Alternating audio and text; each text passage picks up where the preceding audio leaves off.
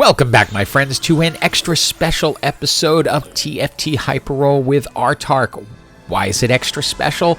Because I have been wanting to do this specific build ever since I learned about this specific augment.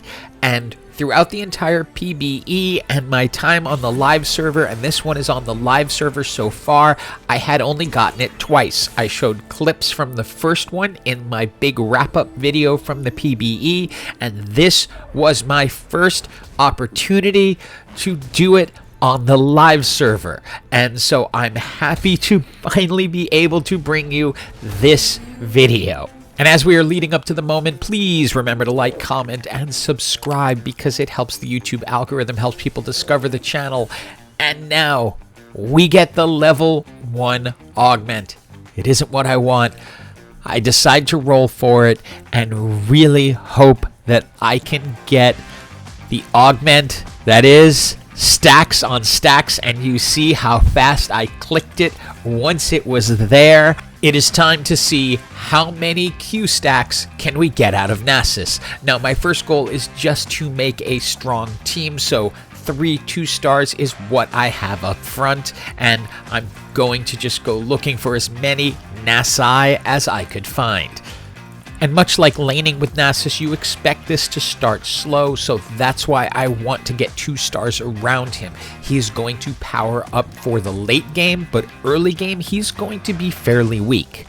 Okay, so here's the tough choice, which is what are the best items, and I don't know. I haven't studied for this specific build. I decide to go with blue buff simply because it is going to add to his mana, it's going to reduce his maximum that he needs to cast, and then if he kills something within 3 seconds, it will give him a mana boost, which should allow him to, and I'm just going to keep calling it Q because that's what it is in regular League, it's going to allow him to Q again, and the more Qs he gets, the more power he gets, the stronger his attack damage gets.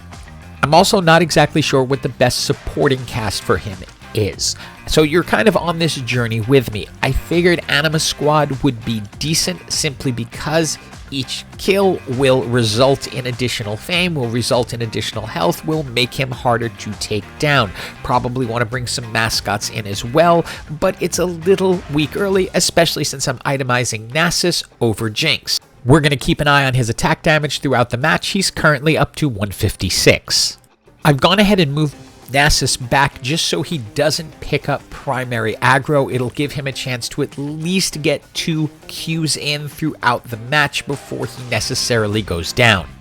For this next item, I have to admit I went a little loco in the cabeza here because I grabbed the loaded die. I just wanted the gold Nasus, and there he is. I didn't want to wait for it. I have no patience, so yeah, I just used the loaded die, and he's now at 260 damage. And even though I don't have an RFC, which I'd really like to get, I'm still keeping Nasus in the second row, and that is again so he's not picking up immediate aggro. It allows him to get a few casts in and pretty much guarantees me we're going to get a few of those Qs down each round. Since I rolled my first augment to get the stacks on stacks, I'm stuck with whatever, and I go with component grab bag because I am not getting things that I feel are going to help me make Nasus stronger, which is what I want to do. Since attack damage all sort of scales on a percentage basis now, and he's gaining 6% with each Q, I want to get the highest percent possible. I look through the various choices, and that highest percent actually comes from the Giant Slayer, which gives 20% of bonus attack damage, so this will beef him up even more. I also pick up the early Sejuani so I can do some real stunning in the next round. And right now I feel like the strategy is working. Nasus is not necessarily picking up primary aggro, which is allowing him to power up and even reach across the entire board and do damage. His attack damage now up to 383. I've decided to push over to Anima Squad for now as my main trait that I'm doing, just because it adds more to it, and I'm also looking to build up tank items for my front line. I want to give Nasus as much time as possible to get in people's faces, so I want the front line to be able to hold up. And we're starting to reach a point where you can see Nasus's attacks with the Q are devastating, but even without them are doing a lot of damage. Hit and Q and done. And you can see just how much impact these stacks are having. Even against a Bramble Vest, Nasus is able to power through, and while they are able to take him down fairly early, you will see at the end of this fight that Nasus is in complete control, leading the damage charts by a lot. Now, I had really wanted a rapid fire cannon so that Nasus could stand back and do damage, and even though the Anima Squad crest is tempting, scoped weapons allows me to pull him back one step, and now he's got the range he needs to be able to Q people from a distance and keep gaining power. For our next item, we are going with the Negatron Cloak, but not to create the Bloodthirster. What we want to do is create the Infinity Edge on Nasus, because that will give him an increase in damage. He's now going to be able to step back, and we can put the Dragon's Claw onto Riven, so she becomes our main tank up front. And you will see the distance makes a huge difference, although it's not going to change the fortune. It's just going to allow Nasus to do more Qs from a distance and tear the teams apart without being at much risk. Check in, 554 damage. And I can say at this point, the build just feels wrong. Nasus is doing so much damage. He is able to clear out entire sections of the board with just a few swats of his giant stick. I've gone ahead and switched out Silas for Misfortune and then put a Galio in his place. That will give us a little extra mana, but right now my goal is Misfortune items, and yeah, thank you, Gary. You just took care of me there. Rageblade, Spear of Sojin, Rabadon's Death Cap. Misfortune is going to be able to cast early and often, which behind Nasus is going to be brutal. Oh, and Gary, while you're at it, can you give me a 2-star Misfortune? Yeah, thanks. That's what I needed.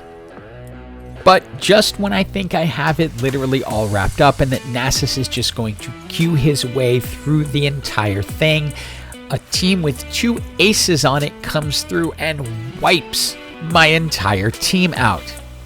I decide to switch Galio out for Leona because Galio was not holding up enough for it to matter, and Leona is going to give us Aegis, which will give us that little extra bit of magic resist to help us through some of these teams. Again, Nasus, Misfortune working together, awesome, and the attack damage now up to 703. And with that victory, we are into the top 4, but I really should say top 3 because we're now down to 3 people.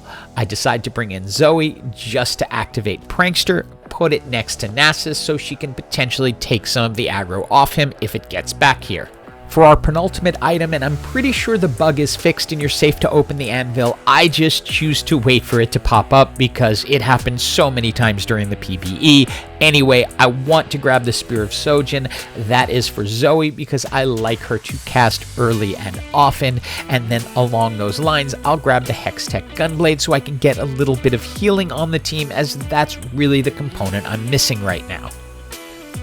And as you can see, again, Nasus is just going to wreck the front line even as he gets continually CC'd by Janna and Urgot. He's still able to do so much damage, and while they do take him out, Misfortune is able to clean house and pretty much finish off their entire team. But still, Nasus leads the damage charts. And as we get to fight the ghost character, as the other people fight it out, Nasus is going to continue his reign of terror. Again, you can see that even when he's attacking without his Q, he is doing a ton of damage.